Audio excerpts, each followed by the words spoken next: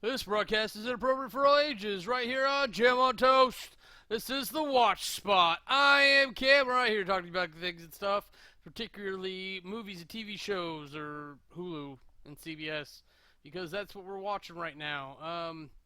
Important announcement, the second season of The Unbreakable Kimmy Schmidt is coming to Netflix soon, like within a month. So keep that Netflix subscription around. Check that out. There's a bunch of little series on there. I think they're all originals. Like Jillian Jacobs, I think that's her name. She was in Community. She was the blonde lady. She's in something like called Love that really has me interested. There's a bunch of stuff on there that I need to go catch up. But I keep running into things on Hulu, and I can't get caught up on anything else. So, shame on me. Like I've actually been a very bad YouTube fan lately. I haven't, and I have not watched Laser Team yet either. So fuck me. But I want to take $10 and throw it at YouTube Red for at least a month and just go bananas and see how it's improved since November. Because the first month when I did my trial, it was a little interesting. But let's go get started. I don't have a lot of time, and I'm already late.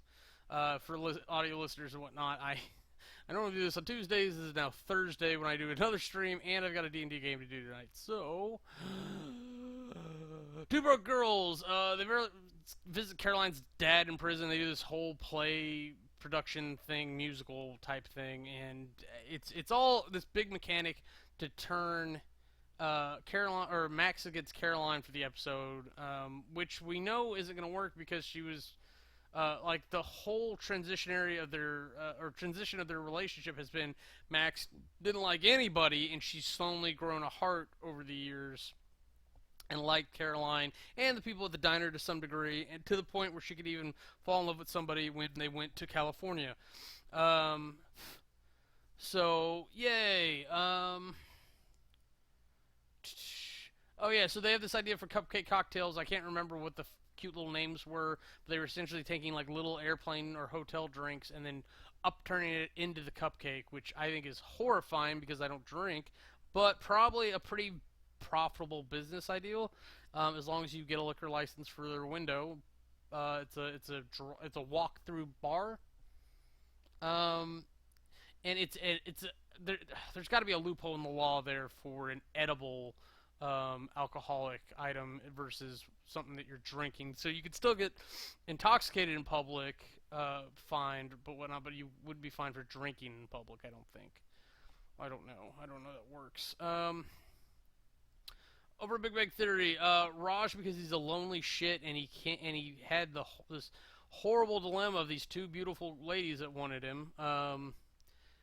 He's overly involved in Bernadette and Howard's relationship with the baby because that's what he wants ultimately.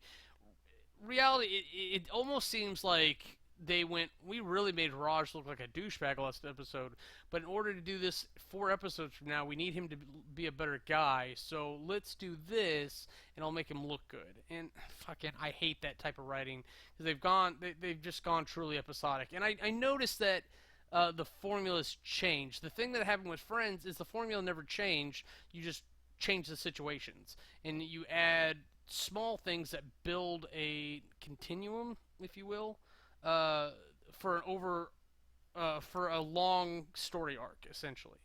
And you do things like when Chandler and Monica get together, etc., etc. And they did that, but like it felt like they did that really early compared to how long the seasons have gone. Because like when Chandler and Monica get together, that almost put a moratorium on the show, and so like 2 or 3 seasons later, it's done with. So the first 2, I don't know if it's Bernadette or and Howard or Penny and Leonard that got together first, but it seems like they're aiming for the end of the show to be all of them to be happily fixed together, or all 4 of them, or all 4 couples, whoever Raj ends up with. And they're all going to go their separate ways, and they're going to move on and be adults now, which is like a complete antithesis of how the show began. So, oh yeah, the other 4 go to the cabin in the woods and play Never Have I Ever, so they learn about each other, because that's at least character development. I don't think it really did anything for us, but whatever. Over on Crazy Ex-Girlfriend, we got lots of positive progression. Um, I'm not going to let this go without saying that Rachel Bloom was looking really good and very scantily clad, surprisingly scantily clad. I was almost like, oh, honey, do you need to cover up? But no, it's for purposes. And she's always said that she doesn't mind exposing herself or being scantily clad if it's for the art. And it definitely is. It's very situational. It's not like she's out getting smoothies in a bikini or something like that. But Becca and Greg are banging a lot, but they're being weird about it. Josh seems like jealous and definitely unhappy. He's going to the gym too much and hitting things. And then Rebecca and her friend are spying on this pie lady for this contest because as a replacement for all the underhanded shit they were doing with Josh. So it really like left this weird vacuum in their relationship that like they're not doing weird underhanded stuff dealing with a person. So like I think it's Paula. Like that may actually be the most unhealthy relationship in the show is Rebecca and Paula, which is weird because I really like how they play off of each other. I just want it to be something more positive. Um, she was definitely the biggest thing holding Rebecca back from healing like she should. That and Greg being a weird little douchebag. Over Last Man on Earth, Todd gets his polyamory. It's not the four-way he proposed.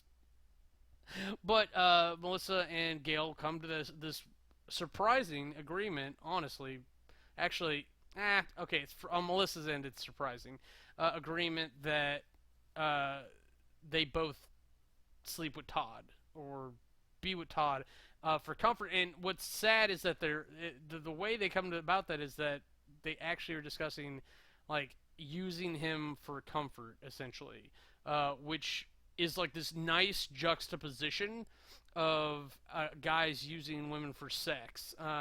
So I'm not sure if that's how it's intended. So we'll have to see how that plays out, or if Gail and I just said her name.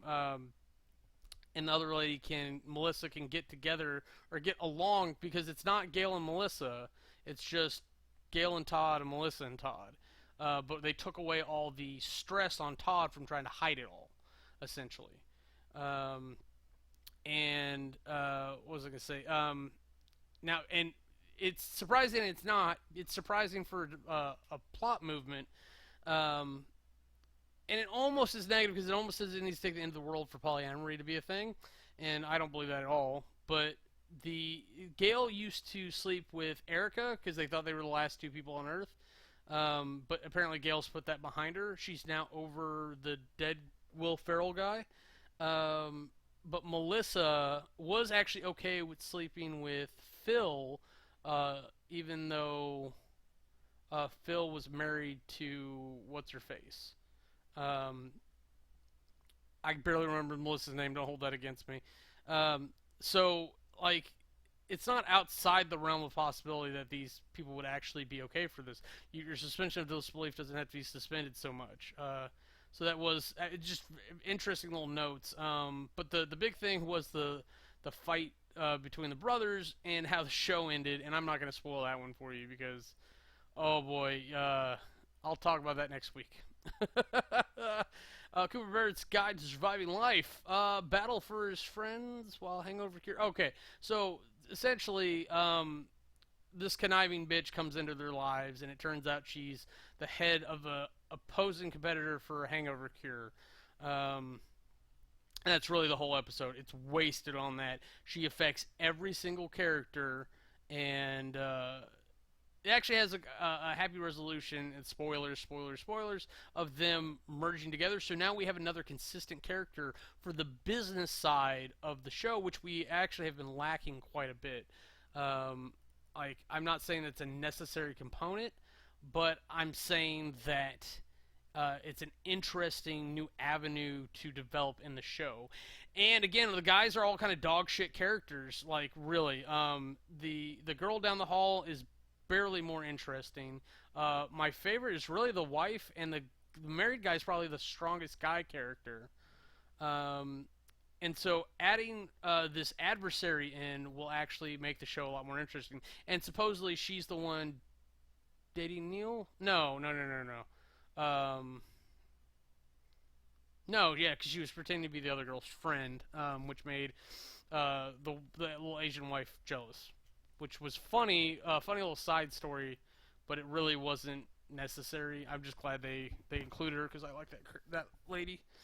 Um, Brooklyn Nine-Nine. Amy goes undercover in the prison. That idea all on its own should be pretty interesting, but like Peralta's the one that can't handle it, like which is pretty funny. But apparently she's still gonna be there next episode. I think I'm waiting on the next to watch the next episode already because I'm behind.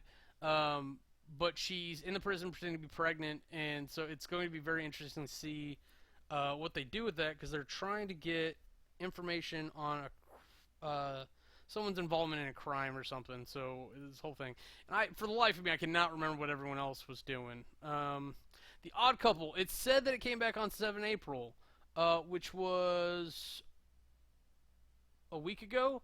So maybe Hulu's actually that on that big of a delay. I'm sorry, CBS is on that big of a delay putting it to the internet. So hopefully I will get to watch The Odd Couple again. I really wanted to rewatch the last episode from the last season to get caught back up, but it's not available yet unless you have the CBS platform membership, CBS Go or whatever it is, which I think is $5 a month. And I'm not saying it's not worth it if you watch via mobile and everything, but I don't, and I'd much rather just watch the season on demand if not just when it's available. But The Odd Couple was definitely a good show, and I love seeing Matthew Perry on TV. Like I'm still kind of mad that Go On didn't make it because it seemed very interesting. Modern Family, Manny and Luke throw a party where they're sitting for Lily. And it's so funny to see that kid in the situations they put her in because she just nails it every time. But Phil and Mitch go to see a movie. They get high. Gloria and Claire go to spa, but Claire gets all paranoid that the boys are throwing a party. Of course they are, and then everyone ends up back at the house during the party. So I don't understand why they thought they could throw a party in the first place. But it is kind of funny to see them all try to match wits over the party. Over on the middle, Sue has a crush on her college professor, and the parents. Okay, I love seeing Brick and his girlfriend. I love seeing that aspect of the show, but they're so socially awkward that they literally, per the story, don't talk that often. So when situations come up, they're usually pretty zany. Like this, she's trying to get Brick to get his parents to pay her parents' rent so that they don't have to move away, and then Brick and her are concerned about long distance relationships, and she's kind of a demanding bitch. As much as I kind of like her character, I don't like how pushy she is with Brick and the family. In the beginning, she was kind of dedicated in a fashion, on Halloween, she just kind of stood around and waited. But at the same time, she was making Brick go around and get her candy when they could have just been walking together. Maybe she has a thing where she doesn't want to be around strangers. I don't know. But knowing that character has that kind of dedication in that form there, I'd like to see her and Brick too evolve into better characters because they're about that age where you could do a proper coming of age story with them, even if they've got a bunch of weirdness following them around socially. Last Man Standing. Mom tries to connect with the girls by getting a tattoo. I'll be honest, I watched this episode without anything else going on. I cannot remember a single damn other thing that happened.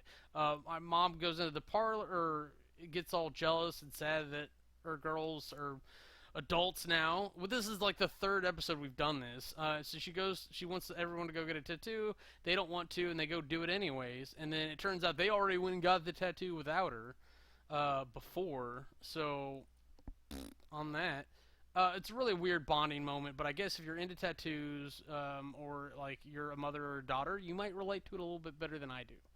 Just saying. Fresh off the boat, Stepford Wives is what this episode made me think of so much, but it was actually really cleverly written. It's very different than a lot of the other shows. Not cinematographically. Oh, sorry. Sometimes things itch. But there's this big manipulation plot about just getting a pool, and then the HOA voting on things, and a sliding social structure versus Jessica versus the queen bee. So her Jessica and Honey end up getting the rest of the HOA to turn on the current queen bee, and even expose like her deepest, darkest secret. Ooh.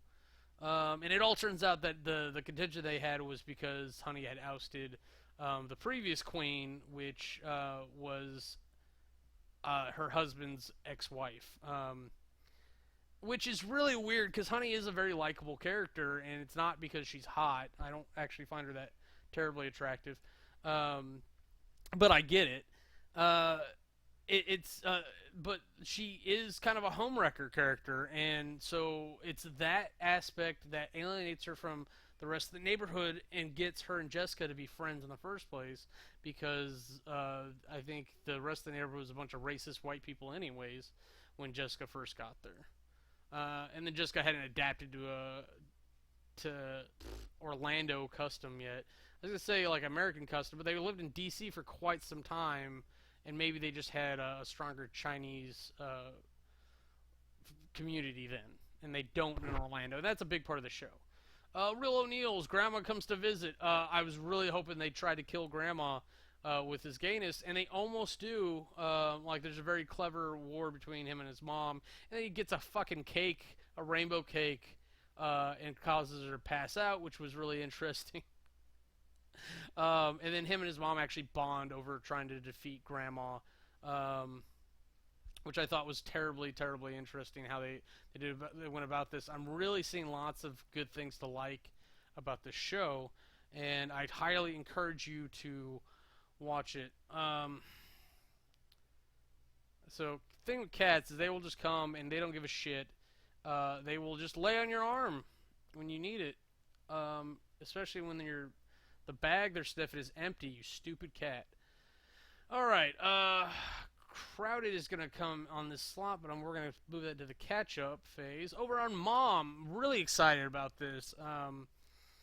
Trying to turn somebody else onto the show, and I'm getting to go back and rewatch the beginning, which it feels like such a different show. It really does. But in this episode, in the latest episode, like the restaurant closes for an indeterminable amount of weeks, which is kind of like bullshit. It's kind of bullshitty. So like my suspension of disbelief doesn't really rock with that very well. But so she's out of work, so she's out of money, so it gives her a mechanical excuse to go work for Jamie Lee Presley's character. And like I had some bad thoughts on that because I had a long time crush on Jamie Lee Presley. It's kind of cooled off a little bit lately. And I don't think it's her. She still looks as good as she ever did, as far as I'm concerned. But it's just funny to see the two cute girls go off. It's like, what is going to happen here? Because I always expect the worst from television. And then when I don't get it, I can be happy. No, you can't have the bag, and you can't rip up my playmats. There you go, idiot. Yeah, just when I thought I got all the hair off my face. Ugh. Okay, so because he's a jerk, I lost my spot. Da da da da da. But yeah, so she ends up buying her clothes and all this weird shit. They get massages together, like tennis lessons. There's a whole thing with Jamie Lee Presley's character banging some celebrity, and that goes badly, of course. And she gets to blame Christy for that, which it has to be a huge setup for the next episode, because it's going to give Christy back to the point where she has to find new work in order to earn money, because that character is no longer going to want to employ her because of a personal grudge. And that's just kind of like how life works. So I'm expecting art to mimic life in this case. The big story, as far as I'm concerned, was Bonnie answers a wrong number, and then he calls back to talk to Bonnie. And they start a discussion with like, why do women give out fake phone numbers? Um, and then like there's there's a lot of real talk that goes on, but they keep having phone conversations, and like their first one was very long, so they get to know each other. And then Christy finally pokes the bear. It's like, why don't you meet in real life? And then Bonnie finally nuts up and goes and does it. She wears a little scarf to let him know, and it turns out the guy's in a wheelchair, and he's not a bad looking guy. He's just in a wheelchair. But he rolls up to the door. He sees her, and I can only assume that he's intimidated because she's a tall, beautiful woman. And let's face it, like she is older than the target demographic for most entertainment, maybe. And she is playing a grandma slash mom character, but the lady has got it together really well. She's not a bad looking lady. So, fuck that guy because he rolls away. Um, he's all embarrassed. He takes off the hat too so that she doesn't know it's him. So he's clearly embarrassed about it, but he stood her up, which is not cool. Um, which to me is worse than giving out a fake phone number because at least, uh, I mean, you got all the way there. Why not give it a go? So I want to see where that goes because that could have some great fallout, or an epic recovery. Bob's Burgers, biker gang. So yeah, biker gang guy gets Bob to sell his bike to some rich jerk so that he can get out of jail and get back to his job on time. And in the meantime, they end up having to sit his kid, who's a monster. Um, Hilarities ensues. And as always, thank you, Danny Danger, for making me give that show another try. And if you are ever going to try Bob's Burger, do watch it from the beginning. Watching in the middle gives you such a lack of care for the family. And if you care a little bit, like it goes a long way with these guys. Elementary. So I don't know what happened, but I didn't watch the episode in time last week, so I got two to talk about. And it's funny because they actually couple together so well. There's a burglary in a high stakes poker game. They find like a camera in the light bulb in the ceiling, which is like, I want that. I don't know what I do with it, so I'm not going to get it.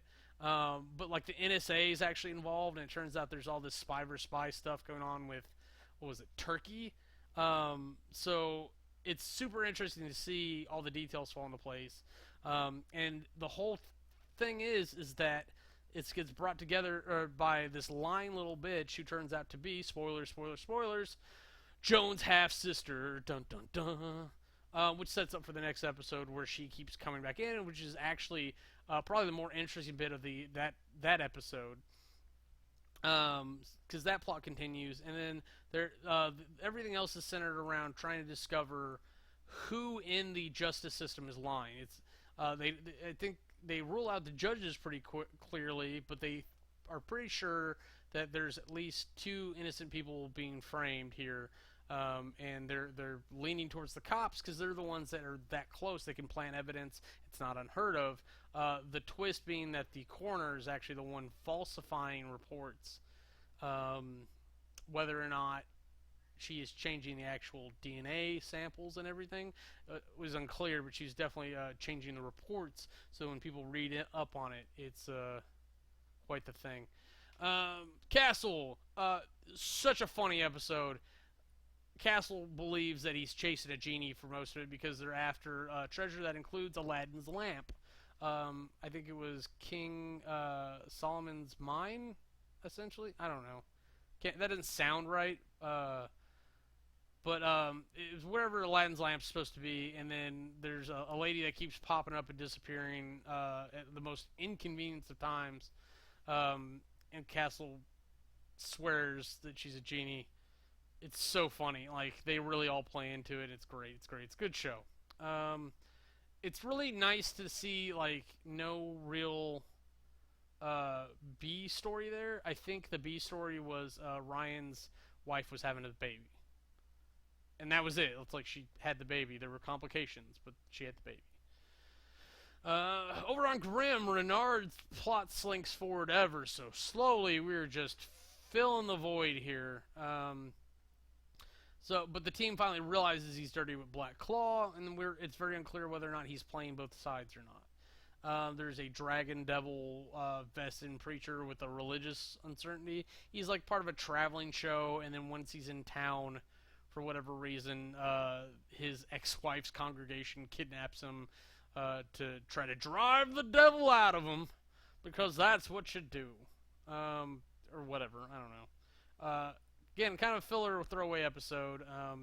Just not a whole lot interesting. The most interesting part is the religious balancing there, but they're all fucking crackpots. Even by like devout Christian standards, they're both kind of like cultist followings. Um, Supernatural. Regina, is that her name? Crowley's mom is back and trying to play Amara and the Winchesters against each other. Uh, she's powering up Amara to fight Lucifer because even if they just fight, then you only have one monster to deal with once the dust clears. And theoretically, that'll put one of them in a weakened state where you can actually do something to them. Maybe if you had a hand of God in that position, it would actually do something. But the Winchesters are trying to pull Lucifer out of Castiel. Lucifer goes and asserts himself in heaven again, which I thought there was a God rule that he was not allowed to pass the gates or something. But maybe if God's not there, the rules don't apply. I don't know.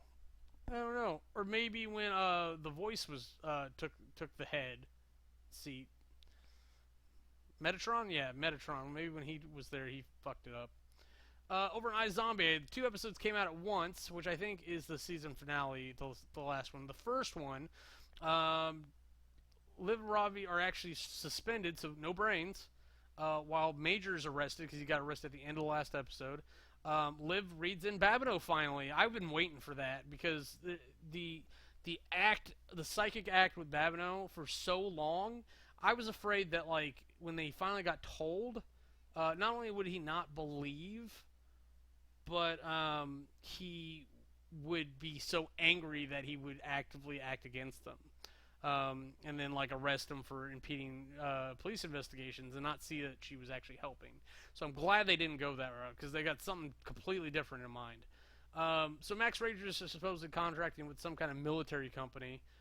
It's very interesting to think of that. And Max himself is super excited. Mr. Voss starts investigating this new, more Lucky You sales that are popping up. So, and I think he's targeting Chief and Blaine. Not since Blaine's death. Chief and Dale, whatever his name is, I don't know. So, in the next episode, Voss, of course, is going after Blaine. But he thinks Blaine's dead, so he goes after the other two. One of them gets killed. That was sad. I was actually sad to see him go. And the other guy does some clever negotiations. But of course they're hunting down Blaine because they see he's alive. It gets Peyton kidnapped, and Ravi and Blaine go after her. But of course Ravi's a doctor, a scientist. He's not a gunman.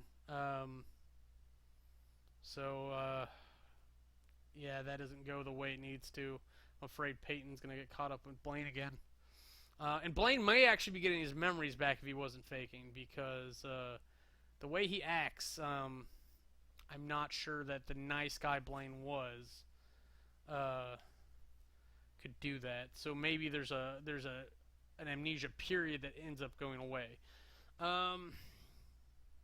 Let's see here. What else? Oh yeah, Liv and Major, and then Babineau catches up. They infiltrate Max Rager.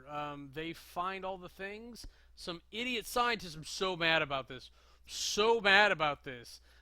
Started fucking around with drugs, even though they're professional scientists. Now, they're already asshole bad guys because they work for Max Rager, but now they're dropping Lucky You, and they're purposely mixing it with Super Max.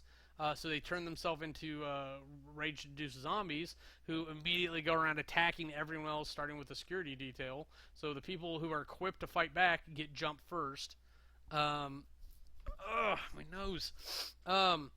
So we start losing characters left and right. Not only do we start with losing one of the drug dealers, But we end up losing major characters throughout. I'm not going to spoil it. All the way to the end of the show, then we find out like this super plot that's going on.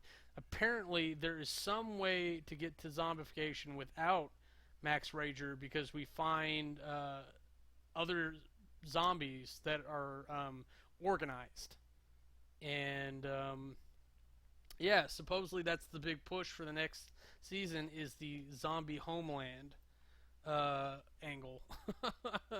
So we'll see how that goes.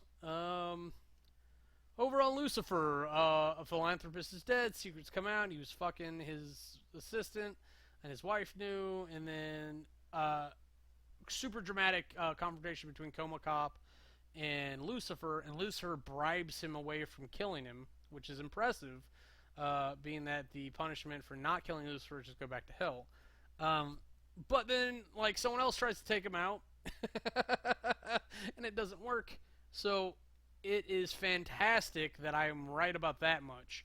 Now, it's not apparently that because Lucifer tests this. Like he tests whether or not he's vulnerable around Decker or not. And I thought it was Decker imbuing the weaponry, but apparently she just puts out like some kind of holy aura that makes Lucifer vulnerable. So it's she's effectively anti-angel. Now we don't know if it's all angels or just Lucifer for whatever reason. It could be either one. So maybe Lucifer can use her to kill Metadrill or whatever his name is.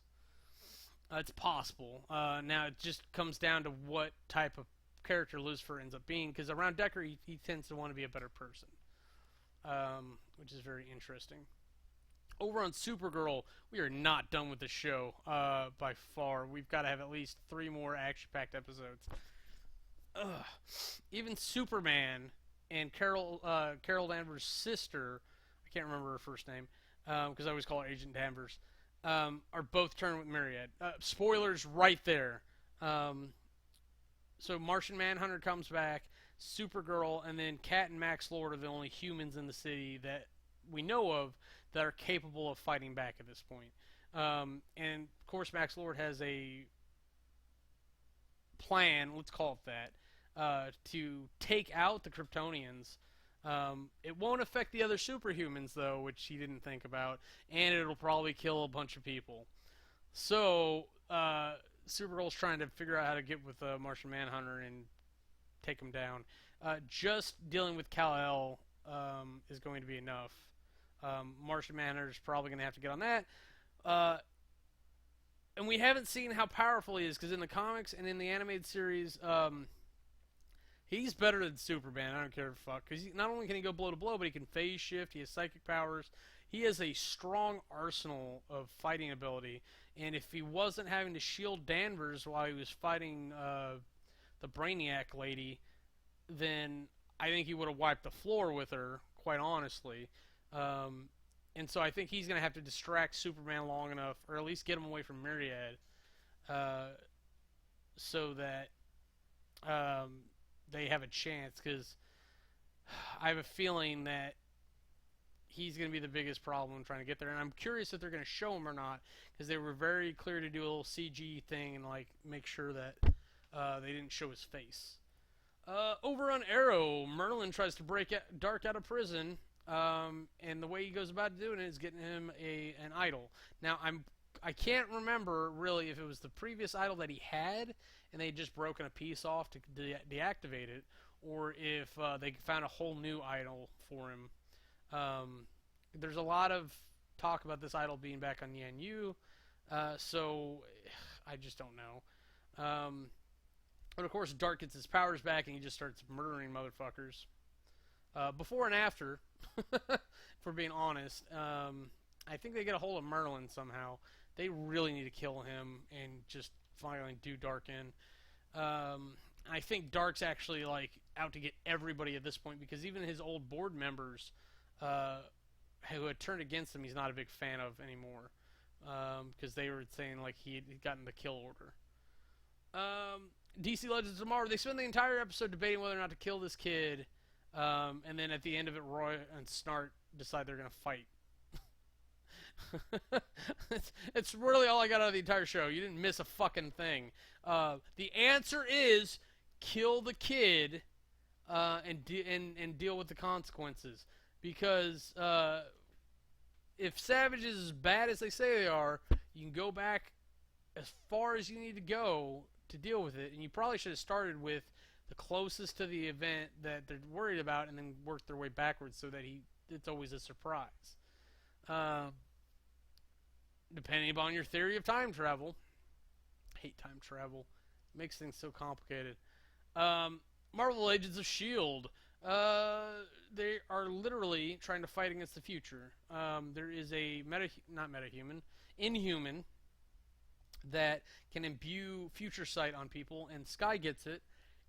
And based on everything that she's seeing, they try to change this, they try to change that, and they try to change this, and it turns out that they can't do shit, and it plays out exactly like they're thinking, but it doesn't necessarily go poorly for them. I think it goes very well fighting against Hydra, but not so much against Ward. So if Ward gets more power within Hydra, not Ward, rather, I'm curious how that goes for him and for Shield, because quite honestly, they're not going to have recovery time here. Those windows are getting shorter and shorter. We've got to be building up to a final battle against not Ward. Over on Once Upon a Time, Bell goes on the line trying to save both Rumple and Gaston because he's suddenly there. But it's the underworld, so of course he's there. There a lot of Hades flicking around trying to preserve everything. And he makes this shitty deal with Belle that if she just stands aside and lets one kill the other, or throw him in the river rather, then he'll lift the warrant on her baby. But of course, she gets fucking over involved and does it herself. So, nope, no go. So we've progressed nowhere, and we had a one episode cameo from Gaston. I would say that this is got to be the last season. The way they're bringing in and throwing away characters. But I think there's another season after this, and I don't know what the fuck they're going to do, because I didn't know what they were going to do for this. And honestly, as excited as I was for them to go to the underworld, I'm not seeing this be a whole great thing. The only thing I can think of them left is going to, not Midgar, not Valhalla, what? Asgard? Asgard. Which doesn't line up with any of the other fairy tales. Just saying. Over on Stitchers, there's something about a serial killer. I can't remember. The thing that stands out clear as day, because I know I watched it, despite how much more I like, not Camille, Kirsten's character. Camille's brother rolls into town and fucks everything up, like just ruins it for Camille and her boyfriend and just life in general. That was really interesting to see, and I really hate that the actual stitching didn't make as big of an impression. But you have good times and bad times and everywhere in between. Let's see, time check. We're getting there. Yeah, we're almost there. Shadowhunters, that house slave from the Circle, turns on the Shadowhunters. Who saw that coming? Oh, the guy who used to be in the Circle went back to the Circle? I never would have guessed. But it was interesting to have it revealed that the Abomination brought in the ring for him to get to talk to Valentine so that he could deliver to Jace later. It's a very complicated plan. I respect that. And then Lori, or whatever the hell her name is, that's not her name. Her name's not Lori. Nope, can't remember her name. The redhead, sure, ends up escorting the vampire from the vampire headquarters back to one of her little lairs for this thing that she might not have, which is quite ridiculous because she definitely got one over on him. But Valentine shows up and takes Jace away, I think.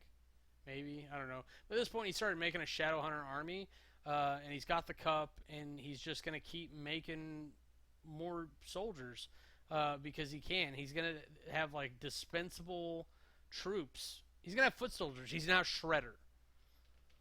Over on the catch, Valerie, I think that's her name, is keeping it together. So like we're the B storyline here is always how well she is mentally and how she is faring after the betrayal, essentially. So it's interesting aspect to the show, but I mean I could do without it at times. Because the interesting part should be all this espionage that's going on with the private detectives and the con artists, and who is backing the con artists that they owe this money to, which is causing them to do these crazy things. Because they're trying to make a play on the princess for one last big get and have that be it. So yeah, Interpol's still tracking Valerie because they've got the illegal bug on her. She's tracking Thorn, and the other two even are making plays trying to pit the princess against her advisor to the point where they even kill his ass. Spoilers, sorry. I know, right? And it's just a fucking kind of weird thing going on. But it actually gives justification to what Interpol is telling Valerie that her husband or whatever he was, fiance, actually killed people before. And so, like, now we're in this gray area of, like, is Interpol just lying to her because they can? On the spot, I think it's a season finale again. I hate that I just now added them. They're on roosterteeth.com, but at least it'll help me keep track. And I think that was the season finale. Funhouse came on. I think it was Lawrence and Bruce versus Joel, the one married to Elise. And I'm actually kind of disappointed Elise didn't get out there. But the guy from Undateable, Brent Morin, showed up. He just was wearing this stupid hat, so I didn't recognize him. And he sings a lot on Undateable, like in a kind of effeminate fashion, which I know is a very particular choice. I'm not saying that there's anything wrong with it. It's just the direction. But on to the show that is unlike any other show, The 100. Kane's group is caught trying to rescue the Asian kid. I can't remember his name. There's so many characters on this fucking show. Of course, that releasing the kid from the camp is all a ploy by his mom, supposedly, and Pike, to capture Kane's group. So Pike ends up capturing Kane's group, and I don't know why the fuck he would go out there himself. Probably because they're back at the camp, people are being unreliable. But of course, the Grounders take Pike, or Pike's group, rather, who just got Kane. So now they're all outside the border. So they should be executed by Alliance law, but because the commander, but they'll be brought to the commander for that. But because the commander's still in question because she hasn't received the spirit yet, or the fire, or whatever the hell you want to call it, she's just faking it. She blinded one of the ambassadors, and the dude was trying so hard to get her not to kill everybody, but she physically doesn't understand not to be unnecessarily violent to people who are supposed to support you. Now that ambassador is being a dick anyways. I'm not saying I disagree with it, but I much would have rather she killed him than blinded him, because now he's going to be a living example of being able to speak up against her. So unless she got his total submission, it's not going to be a good time for her with that guy. She's going to have to kill him eventually. But a lot of this episode is dealing with the City of Light. They have totally glanced over, purposely so, the citizens of the City of Light taking over. Jaha apparently fed a bunch of those things to a bunch of people when nobody was looking. And Raven's been going out of her mind the whole time, trying to fight Allie. And I hated seeing Raven try to go against Allie, and then Allie just crash her. I hated most of all seeing, spoilers, Raven give up. And then Abby was there trying to save her, and it's just I really wish people had gotten on board and fixed this problem earlier, um, because it ends with Allie slitting Raven's wrists and Abby taking a key, which I would never have done that. It's like, why would I take a thing that lets you do that to me, and you're going to do that to other people that you control? Now I'm definitely not helping you do whatever. Um, ugh, jeez. So they managed to knock Raven out so that she's not being controlled by Allie, because Allie's just riding her at this point.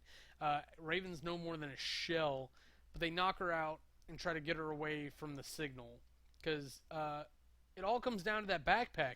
If they could find and destroy that backpack, that would be the way to go. But almost all of Arcadia, anyone who was left there and didn't go out with Pike, is now a citizen, other than Jasper and Clark, who picks up. And of course, Raven's a citizen, but they're going to try to liberate her. And fuck, does she need it? But I can't imagine what she's going to feel like after that. What is your deal? Stop being loud. Oh my gosh! So that's Kurt's show. So I did catch up on a couple things. And I'm going to continue on. I finished off Eli Stone. I don't think there's ever going to be any more Eli Stone, because the guy who does that is the same guy who is in Elementary right now. So I'm pretty sure that show's dead. But like their lives entangled. He does Maggie. Of course, it makes it weird and awkward. He drops of a heart attack as predicted from doing the Dark Fu. That's not what it's called, but that's what I'm calling it. And he ends up winning a case for a heart. I don't even remember if he's alive at the end of the season, I'll be honest. But he ends up winning the case for a heart, that for a lady who actually was mad at him a little bit for winning it the way he won it. But because it went to her, it stayed viable long enough so that Grace could get it. So he actually ended up saving Grace, which is a nice little funny bit that he was working for God the whole time. And then I ran across Crowded, and I saw Patrick Warburton's face, and I'm like, I'm doing it. Because if you don't know who Patrick Warburton is, he's a big, muscular guy. He's kind of middle-aged now, or upper middle age if you want. But he played the Tick at one point, and I think that's his most iconic role, if not his most famous. But he's fantastic, and he has the voice. No, that's still. I can't do a proper Warburton right now. My throat's not ready for it. Oh, okay. So, but him and his wife put their daughters to college, and they have like 3 or 4 blissful years of being alone. And then, like, right when his parents are going to move away finally, they move back in, and his parents go, "Oh, well, we're not going anywhere then, because we're assholes, and we don't have lives of our own." Which didn't make any sense, because they run a bar together, so it's not like they were going to move out of the city. So I don't understand. And not, like, one of the daughters could probably move in with them. I don't know. Well, it's a big house that already had rooms there. Whatever. So, but you have tropes like the kids stopping sex from happening. Patrick Warburton's character has a brother from his stepmom, who his dad had married a black woman, because apparently that's important. I don't find that important, but they talk about it in the show, so apparently they wanted to make a point of that. But now he has a brother who's the same age as his daughters, and he doesn't like it, because his dad will actually praise him and not his real son, his biological son. But dealing with a childhood bully, ended up in a naked hot tub swinging situation. And then, of course, the fake pregnancy bit. Oh, you gotta love that. But this is a current show, so I'm adding that, like I mentioned earlier, I'm adding that to the watch list. A show that I don't believe is current, but I ran across and I was like, oh, I gotta see what this is. And I thought it was a current show that I'd be able to start keeping up with, but apparently it's got 2 seasons in it, just like Eli Stone, but this is much shorter.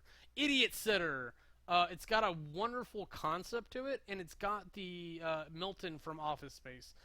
He was the Boston News Radio. I really enjoy him. So that kind of got me like locked into it. But the main characters actually, the main characters are decent. I really like the struggling teacher lady. She's good. The idiot, not the idiot sitter. Um, she's such a fucking bad character that it really rubs me the wrong way. But she seems to have some kind of self-interest involving the other characters, so that you could call that benevolence. So there's that. Wow, I really did a good job getting this done quickly. But the short version of that is that there's a teacher who's desperate for money.